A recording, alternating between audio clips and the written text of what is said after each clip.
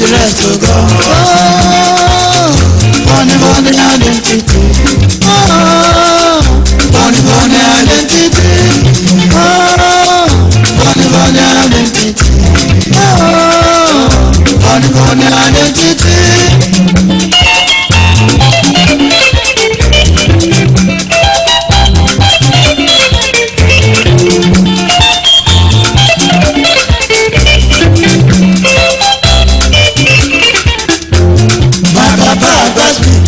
Play my music with honesty.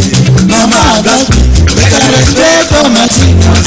Always cut my coat according to my size. And I dey promise anything where my power no reach. My yes is my yes, my no is my no. I'm not dey make it younger. I'm a simple man by nature. Oh, funny, funny identity. Oh, mama, funny, funny identity.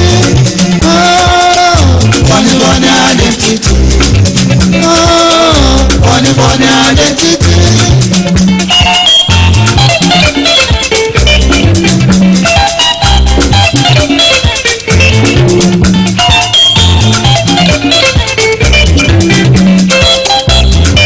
When coconut go for up, you know they harm anybody.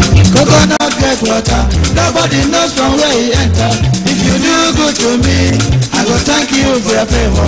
If you do